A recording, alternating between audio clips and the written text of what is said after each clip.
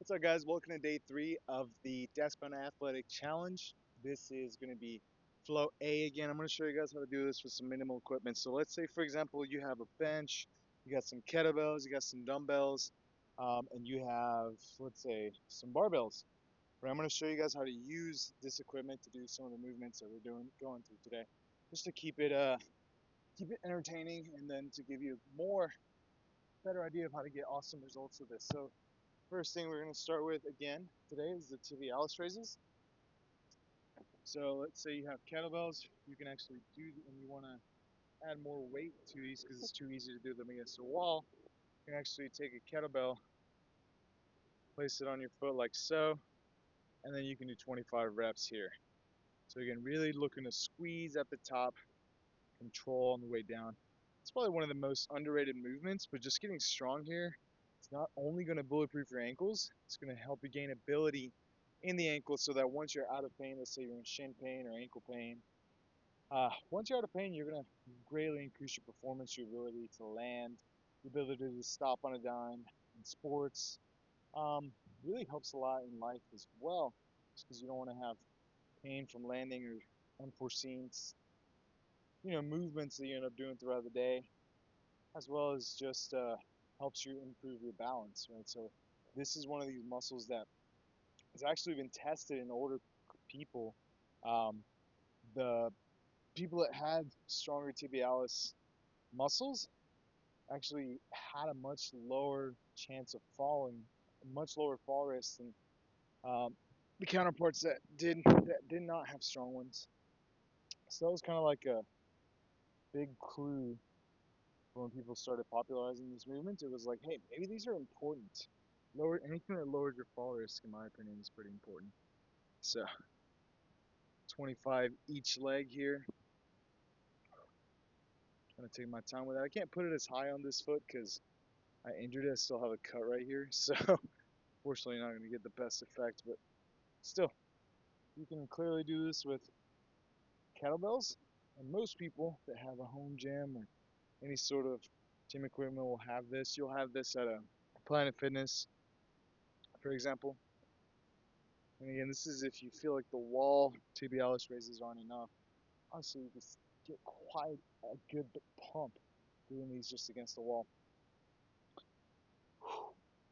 But I also like that with this kettlebell or a single leg tibialis bar attachment, as I'll show you guys um, on Saturday, or excuse me, Friday, when I do this with a full equipment. I'll show you guys that you can actually really isolate and correct any imbalances between ankles. So that part is really nice. Now to the Flexor Hallucis Longus calf raise, or the FHL calf raise. You can actually do these just being off of stairs or ladders, or use your barbells to do this. So you're getting that full range of motion here, stretching at the bottom and then pointing the big toe. So these are pretty awesome. You can also load this. So I'm going to actually show you. You can actually load this exercise just by holding weight on the side that you're working. Here, stretching at the bottom, squeezing at the top, and I'm adding 20 pounds. So you can get measurably stronger in these.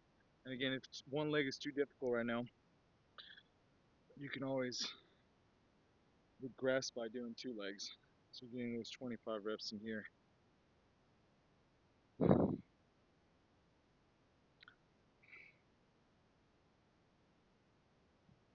Such a great exercise for stretching the ankles, getting the gastrocnemius and flexor hallucis longus strong. It's a funny word to say. And again, if you don't have stairs or one of these barbells plates, you can always just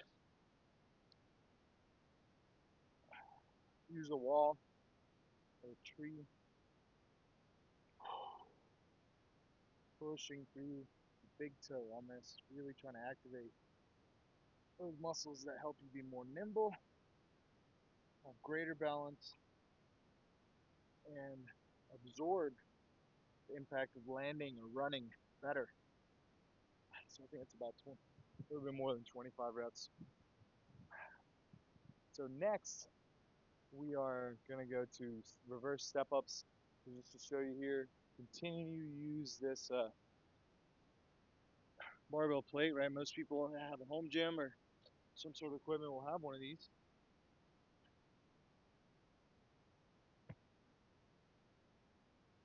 Do 25 reps each leg here, strengthening the quads, knees in this rather shortened position.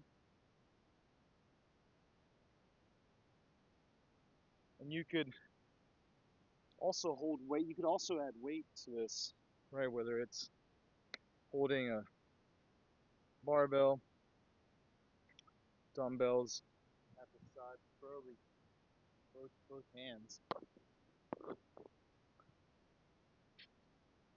You really want to control the weight down on this one. It's almost like you're working on your ability to resist going down a hill or just slowing down going down a hill. So really great application for life, especially if you like hiking. And then for sport, if you want to get good at slowing down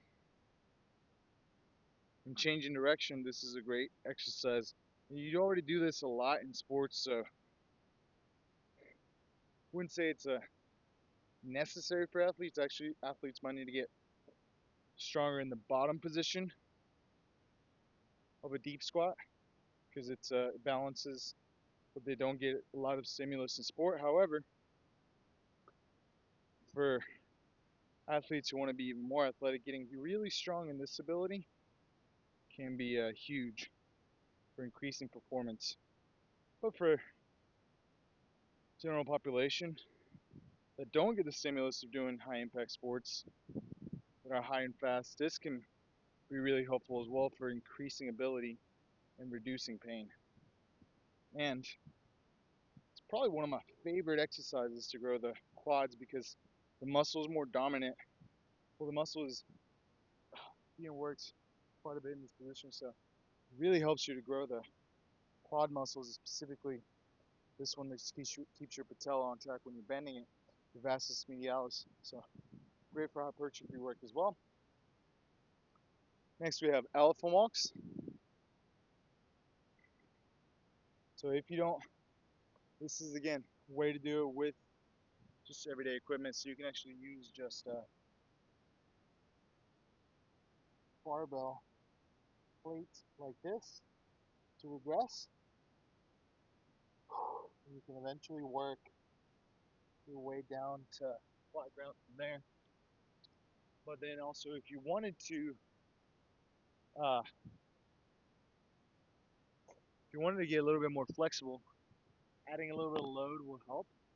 So if you wanted to hold, if you wanted to get even more flexible once you reach the ground, you can actually add load and stretch, continue to lengthen the hamstrings and strengthening the hamstrings by adding load to this. So this is a loaded elephant walk, which you can do with just a kettlebell, dumbbell. I've seen people do this with barbells, although I wouldn't recommend that because places the spine in a vulnerable position. Obviously you want to get strong there, but definitely go slower whenever you're loading that spinal flexion. So really taking your time before progressing in weight, just to be safe. But here you can see I'm bending both knees, straightening one, and this places all that tension on the hamstrings, really lengthening them. It's a great stretch to get more flexible hamstrings and spine fast.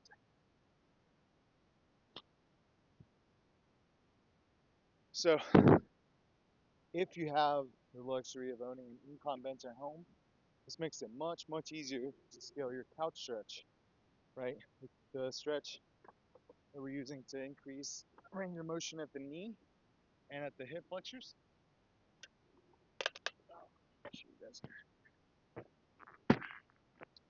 So let's say somebody's super, super tight and they have they don't, and they struggle to find any comfort in getting into a couch stretch. Using the incline bench allows you to scale it from even 15 degrees of knee flexion, right? So you can place the knee in this position. I encourage my elderly clients to get into this in the following way. So placing your knee here, leaning forward, and windshield wiping that leg over. And from here you can slowly posture up, push the hips forward, chest up, and here I'm feeling a little bit of a stretch already. So the easiest thing you can do if you want more intensity in this is actually just increase the amount of degrees. So right, that was at 30 degrees, and bring it up to 60. And most people will find this here challenging. So now much bigger stretch here. Again, the cues here to contract the quad, contract the glute on the side that you're working, and drive those hips forward, and try to get the shoulders back into the bench. So this is about 60 degrees, 75 more or less, getting this up to 90 degrees.